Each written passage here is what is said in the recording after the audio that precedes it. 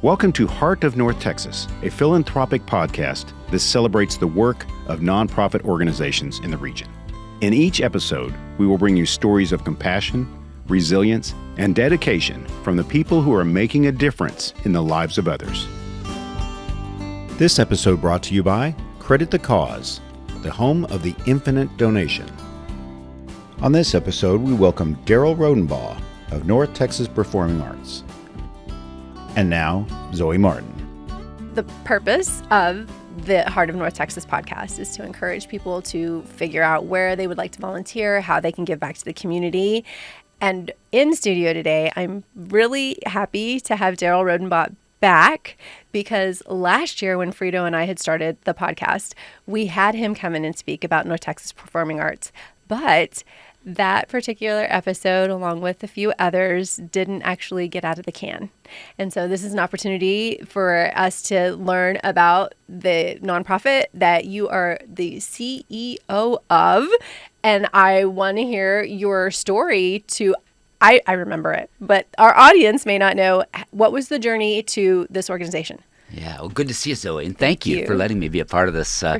part of this podcast. And it's great to be back. We had such a good time a year ago. It's too bad we didn't get a chance to preserve that. Yes. Yeah, so I'm the Chief Executive Officer of the North Texas Performing Arts. Now, we're the largest youth theater organization in the country. Last year, we had some 11,000 kids in our programs.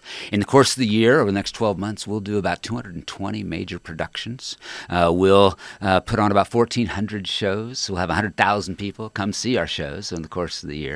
Wow. And our objective is to give as many people the opportunity to take the stage as is possible. And so that's our vision. Our vision is that everyone should have that opportunity to take the stage and have their voice heard. And so we have programs for youth, we have programs for adults, we have a special needs program for those with disabilities. Right. And we also have we just launched, in fact we were relatively new in it when we met a year ago. We just launched the NTPA Deaf Theater, which is theater for the deaf by the deaf.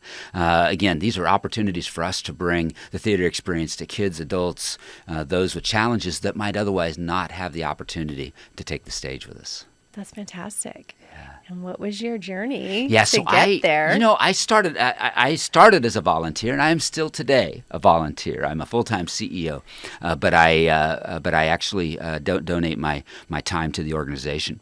I started as just a volunteer working behind the scenes. We're an organization, as we say, managed by professionals, but made possible by volunteers. Mm-hmm. We have an army of several thousand volunteers that support our organization. We have 170 board members across 11 different boards of directors. So you talked about volunteerism. We have volunteerism in spades. But I started as initially a board or a volunteer, a parent of a child that was in some shows with what was then the Plano Children's Theater. And got roped into that, like a lot of parents, and then got invited to join the board. And that was kind of right after the 2008 financial crisis. So the organization was going through some struggles. And a couple of months later, they asked me to because I was in the midst of some other things that I was doing. And so the board asked me if I would take on the role of executive director.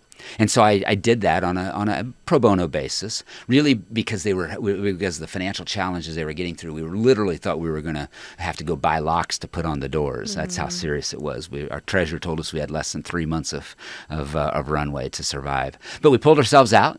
We were able to pull together an incredible army of volunteers and parents and people that cared. And a year later, we were back on solid ground, I'm happy to say, through a lot of programs and a lot of wonderful people. Wow. And we've grown ever since then. After that stint, I was elected board of directors president, served that role for 8 years, and then was asked to join basically the staff and lead the staff as the chief executive officer. And so I've really been leading the organization since on a full-time basis since 2015. I'm fortunate that I'm in a position that I can donate my time to the organization, but we have a staff of about 60 people. About half of them are full time, and we're all about providing that opportunity for people of all capabilities, size, race, creed, ages, to take the stage and have their voice heard. Yeah, I'd forgotten about the different arms that you have. Yeah. But there's also several locations. Yeah. We're in 5 different locations across North Texas. Our main headquarters is here in Plano. We have about 40,000 square feet at the shops at Willow Bend here at the mall. And in that space, we've got 4 performance theaters. We've got a slew of studios, rehearsal sorts of studios. And we actually have a very large major video studio, because we actually are now offering a video and film program. Yes, for kids. It's a kind of a kids-only opportunity for them to make movies. In fact, as we say, we put out more movies last year than Disney. So yeah, it's a very prolific, very active new part of our program. But so we're based in Plano, but we've got locations in Fairview, Frisco, Dallas, and most recently here in the last couple of years, South Lake. Oh, all right. Yeah. I'm from McKinney, and I do an awful lot of stuff in Fairview and Allen. There's a location in Fairview. Am I correct? There is yes. Our Fairview location is kind of right next to the downtown city center in downtown Fairview. Yeah, we're right now we're across from the IPIC theater, if you know that area. Well, I think the IPIC Theater is now Lark's Entertainment, but it's there on the corner right in front of the town hall. Right. Yes, and every year they have a Christmas tree lighting, which this year is going to be a Christmas parade. Are y'all going to be performing in that? We will be. In fact, there was also an event this past weekend, also in the town center, and we performed there as well. Very nice. Yeah. We're in Fairview.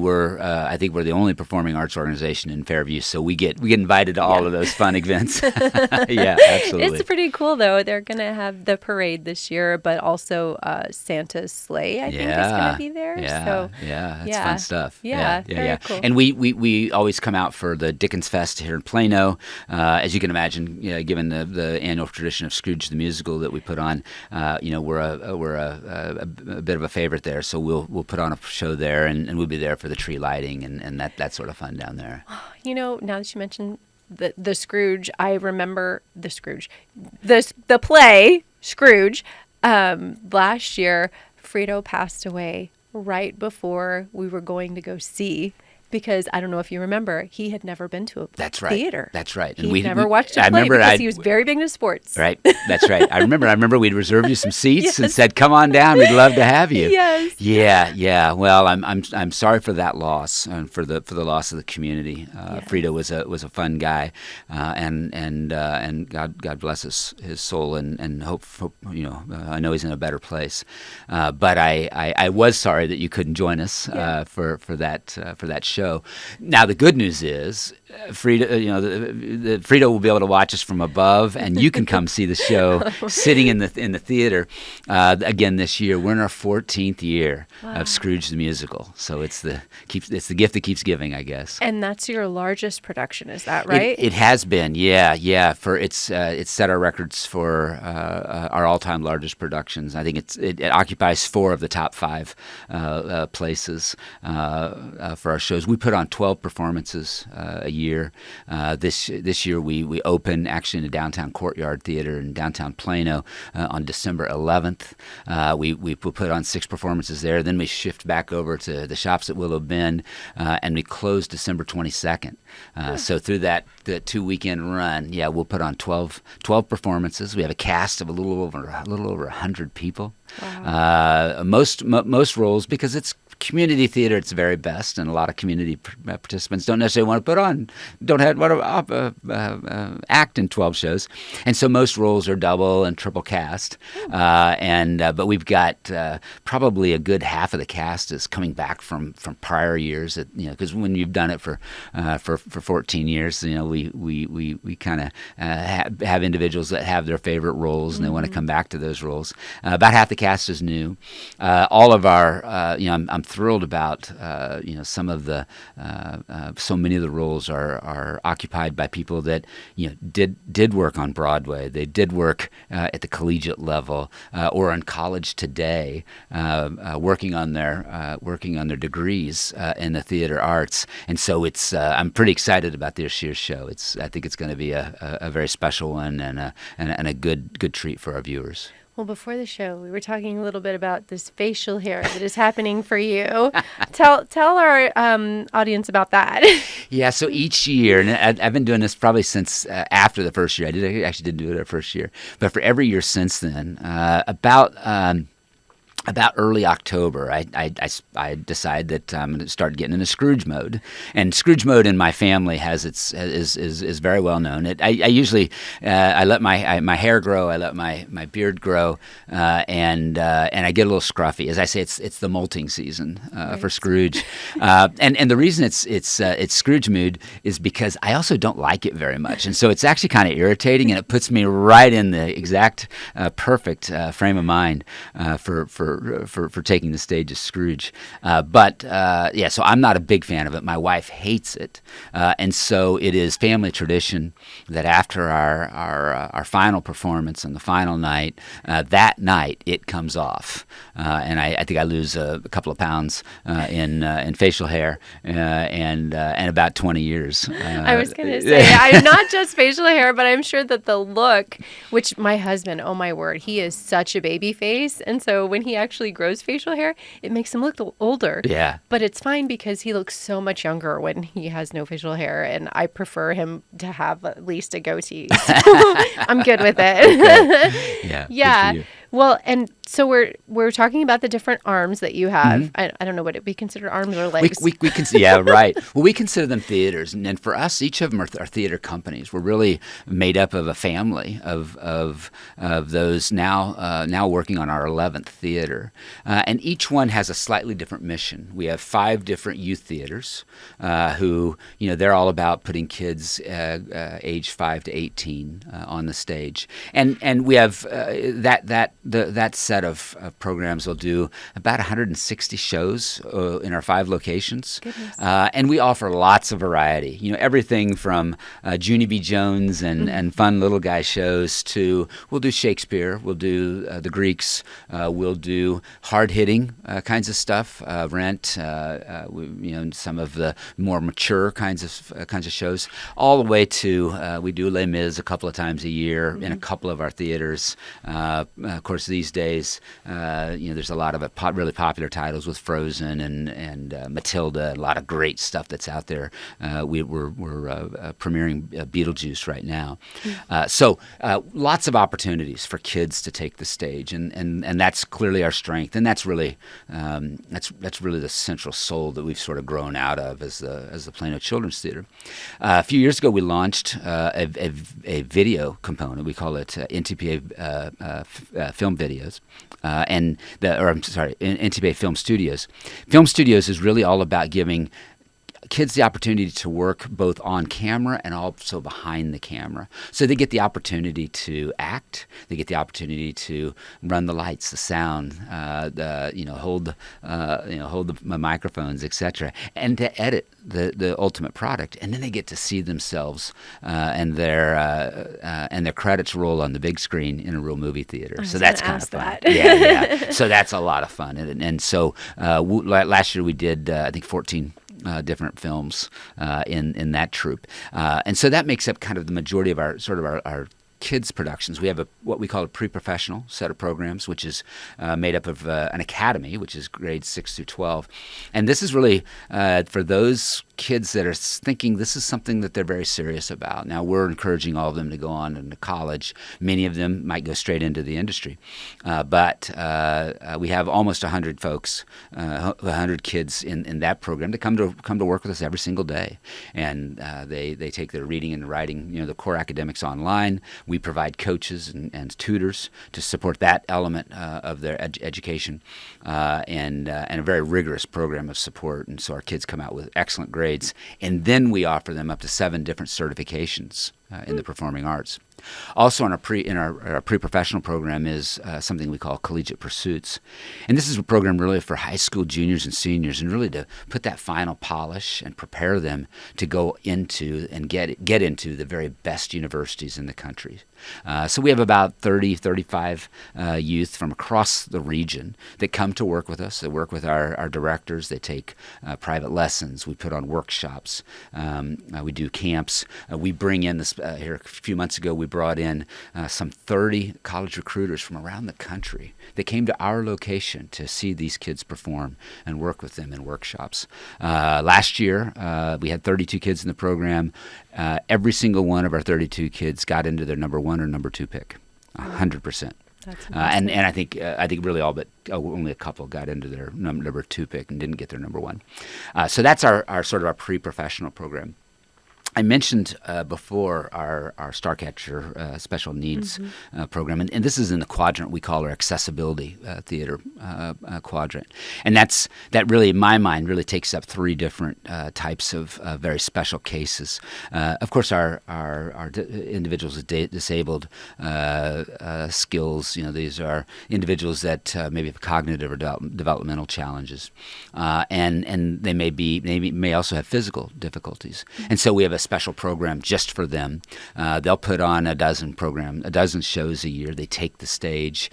They learn incredible skills that allow them to be more productive as individuals. And by the way, this is a program that bridges children to adults. And so we have one young man that's been with us some 30 years in this program. But what it does is that it makes them more employable. It gives them greater confidence skills, greater communication skills, greater empathy skills, really valuable, critical elements for some individuals with those disabilities. Also in that quadrant is our deaf theater program, as I said earlier, theater for the deaf, by the deaf.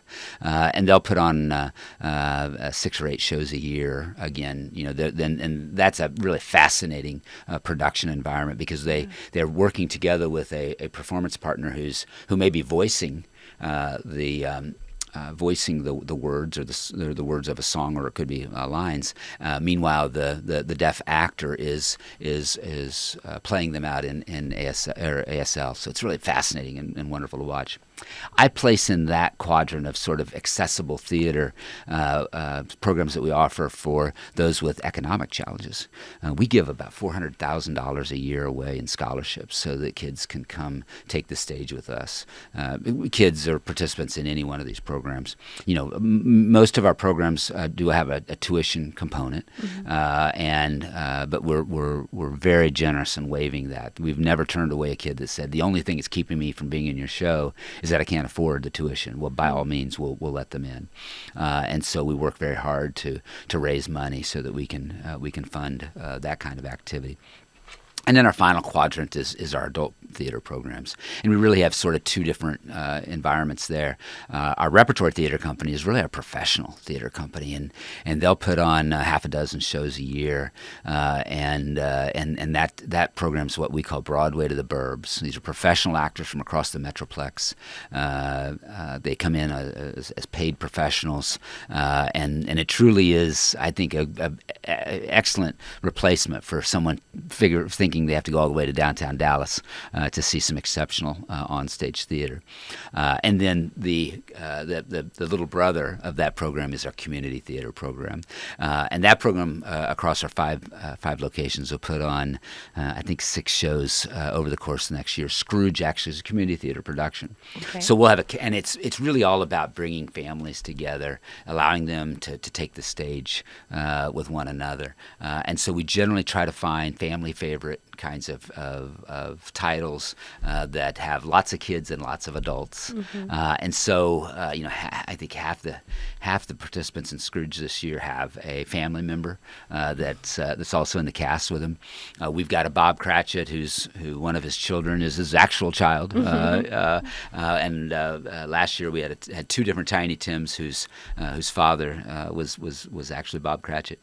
And so it's a lot of that kind of fun back and forth to allow really parents and adults and their kids to take the stage together, because there's something sort of profound that happens there. Scrooge is a little bit special for us because it's our 14th year. It's sort of our annual Christmas tradition, and we're already starting to talk about the 15th year. So so we're just already kind of planning ahead for that one. Right.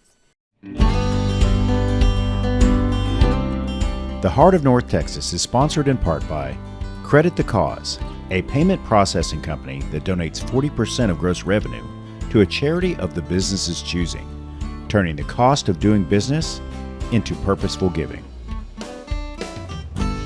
Visit creditthecause.com, the home of the infinite donation. And now, back to the heart of North Texas with Zoe Martin. With the organization, there's a lot of volunteers. What volunteer opportunities are there for people?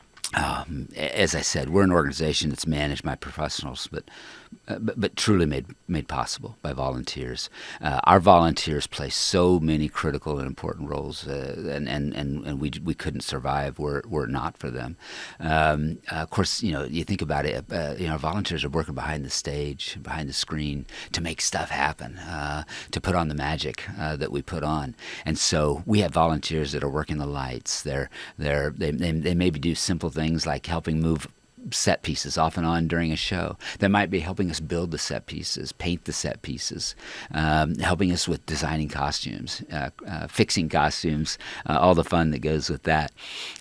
They help us sell tickets. They run the concession stand, and you think about all the different activities involved with putting on a major production. Those are mostly staffed by kids. Now, the directors, our artistic staff, those are professionals that are part of our team that deliver those services. But surrounding them and making them successful are volunteers. And those are opportunities that people can come in and volunteer for a few hours, to a few weeks, to a few years, depending on their passion.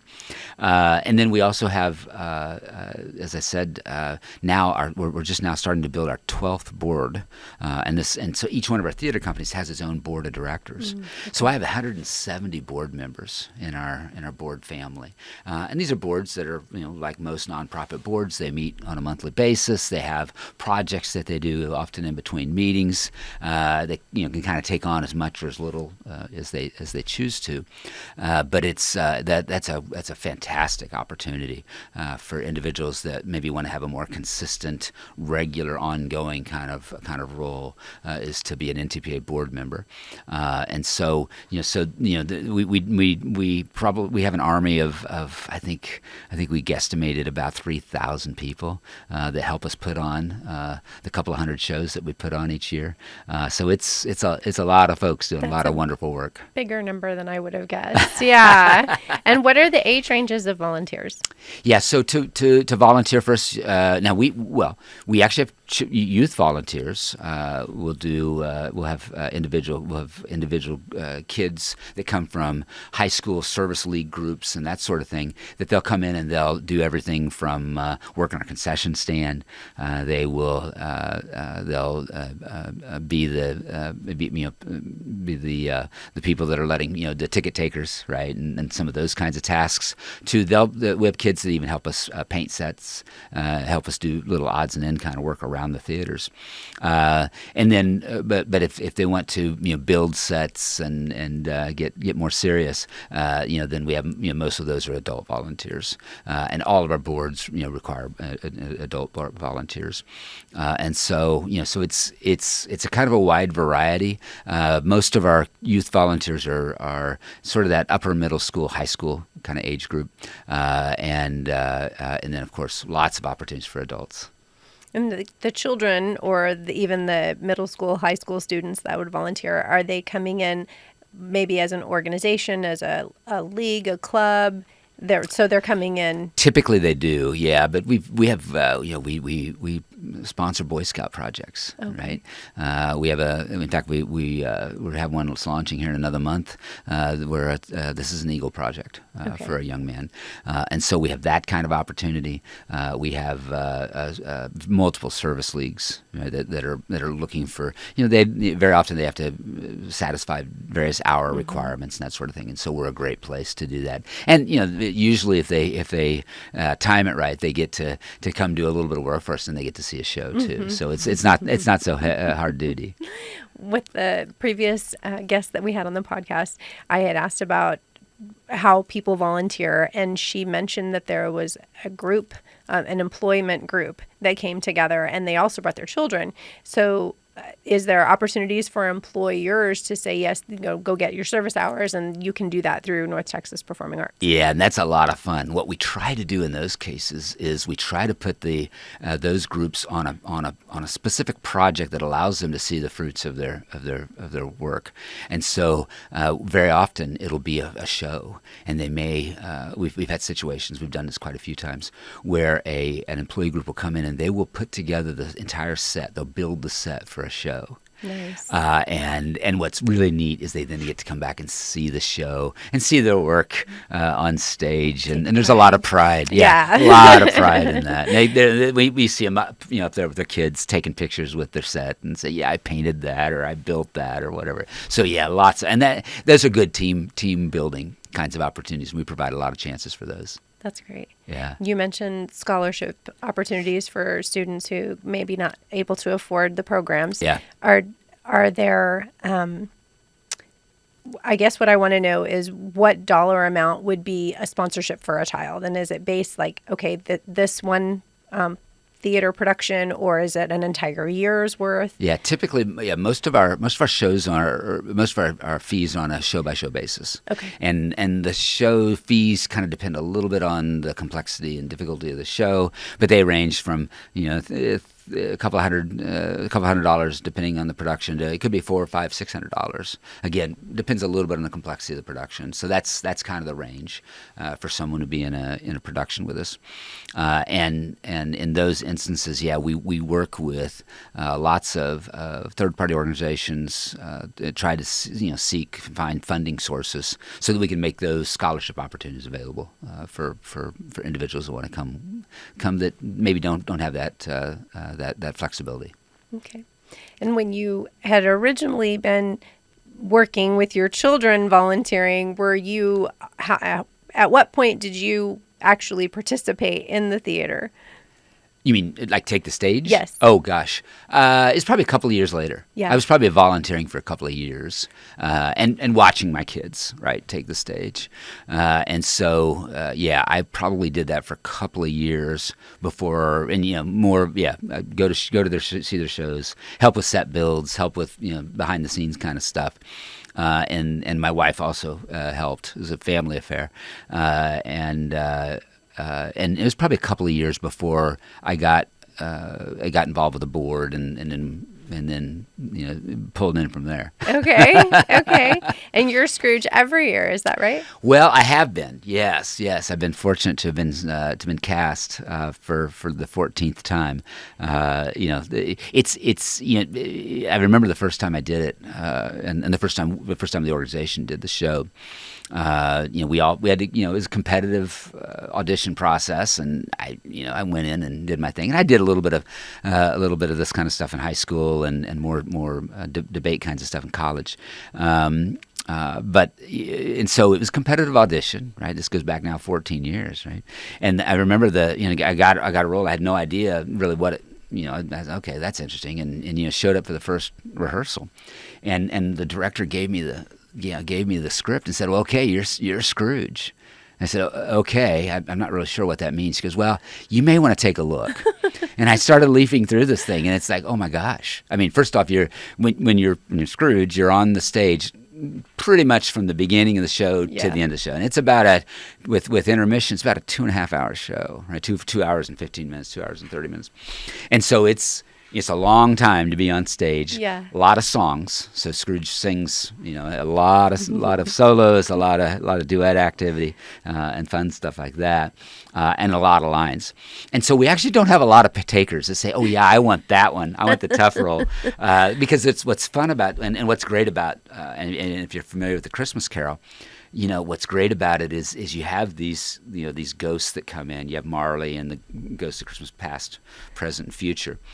And then you have the Cratchits, and you have all these different figures that come in, and they get these very intense moments, and they are the center of attention, and they're such big featured roles, and every one of them in our show, they have a big solo, and so it's kind of, for most community theater participants, that's kind of their fill. And that's perfect. Yeah. Because I can come in, we have people that show up, midway through the first act. They're not on to the second act. They show up to theater, they do their act, and then they're free for the rest of the day. In community theater, people sometimes kind of like that and prefer that. And so that's what's wonderful about this show, is that it provides that opportunity for people to plug in. If they want to dance and sing, well, we got those roles. If you want to have a featured solo, we got those roles. If you want a bigger, broader role, we got those as well. So it's wide variety. And there's roles in the show that are in the ensemble. They may sing as part of a chorus kind of thing, but don't have any lines. There's people that would actually prefer that, right? So and so wide variety of possibilities, and that's what makes I think that's what's made Scrooge very successful for us, is all those possibilities, and people pick and choose kind of what suits them best. Out of curiosity, what is the oldest person that you've had perform? Yeah, so that's a great question. He was a gentleman that, in fact, he does work with and acts with the Frisco Community Theater, and he took the stage as Marley for us. And I think at the time, he was 81 years old. Wow. Yeah, and he was spectacular. He was amazing, and so Marley is, as you know, he comes back from the dead, and so he's clanking all these chains and kind of a little gruff and rough, but Howard Korn is his name, and he was spectacular, he's probably he's been the oldest performer we've had on our stage. Well, it's funny to me because I struggle with my memory right now, and I'm not that old. So an 81-year-old in that even realm, having a good enough memory to be able to perform, I think that's fantastic. Yeah. Well, I will admit I've reached the age where I'm actually older than Scrooge is in A Christmas Carol. In real life, so that was not the case when I first started this show, but that's where I am at right now. But I'm fortunate. The first couple of years were a little bit rough because there are a lot of lines and a lot of songs. And I remember the first year in particular. In the second year, I didn't rely on it quite as much. But we had like my lines stuffed all over the stage, just as little cues so that I could remember it, because it was so rough. Because it's we're at the time you're a working professional. You don't really have time for to spend too much effort on this. Happily, I'm happy to say that after a couple of years, I'm kind of past that now, and it's kind of and this is one of the reasons why I don't do any other shows. We do a dozen shows, adult shows that I could probably audition for. I don't, because I don't want to mess up my memory. Yeah. Right? It's like I got my muscle memories on these lines, and I'm going to stick with it. Yeah, that makes sense. Is there anything that we haven't talked about that you want to let our audience know? Well, we're a great place to volunteer. We're a great place for people to get involved, and we're a great place for people to have the chance to see some wonderful shows. And we put on great shows. Across our really we perform at about 12 different stages across North Texas, and I'm so proud of the work we do. And so I tell my board members, I tell our patrons, don't waste your time and money going to the movies. Or some of those other entertainment options. The very best drama takes place, I think, on our stages. And so I encourage people to, just come on down. At the Willow Bend Center of the Arts, we've got four performance theaters, and pretty much every single weekend, 3 or 4 of them often have a show going on. And it could be a little kids show. It could be some of our collegiate shows, which are literally featuring some of the best high school talent from across the Metroplex. To our repertory show. Our repertory show did Rocky Horror last month, which is a lot of fun. And so so I tell people, come on down and see a show, because that it's a particularly if you're here in Plano, it's just such a wonderful benefit to have, and a real jewel to have here in our community. But while we put on great shows, as we say, particularly for our youth productions, it's not really about it's really not about the show. We're really there to try to create better people and better citizens. And so we focus with our youth on a leadership program we call the 10 Characters. And our 10 Characters, sort of like Scout Law, if you're familiar with that. And it starts with leadership, and our 10th character is to love one another, and that really guides our youth. And so we layer across the stories and the lessons of the literature, the song and the dance of theater, and couple that with our 10 characters, so that our kids can learn life lessons within the safety of our four walls. Because we want them to learn that there first, because they're going to face those life lessons for real out in the outside world, and that's really what we're here for. We have kids on Broadway. We had a young lady that actually took a starring role on Broadway this last Saturday. I'm so proud of Nice. Amanda Reed is her name, and she is spectacular. And we have kids on Broadway. We have kids that are touring, with different shows. And those are, and so we're very proud of those. But the typical kid of ours is doing this to become, to better their skills off the stage. And so we focus a lot there, and they'll go on to become doctors and lawyers and other kinds of things. But they always come back to us and say, the thing that I did that impacted me the most was taking the stage with you. And we commonly hear them say, "There's nothing else I've never done that's better prepared me for life." And so that's who we are. At our heart and soul, that's what we're about. And we would love to have the help and assistance of volunteers that would like to dive in, jump in the boat with us, and pick up an oar and help us accomplish that mission. Well, we'll have all your information in the show notes. Definitely reach out to North Texas Performing Arts, and if you haven't already, go check out the theaters. They've got so many of them, and I'm looking forward to seeing Scrooge. Fantastic. Look forward to seeing you in the audience. Thank you can't so wait. much for being a guest. We appreciate you coming in. Oh, thank you. It's been a lot of fun. Thank you for being a part of the success of the Heart of North Texas podcast. This episode was brought to you by Credit the Cause, home of the infinite donation. Please check our show notes for contact information for the program, our guests, and our sponsors. And please tag us on your social media. Please like, subscribe, and share. Thank you.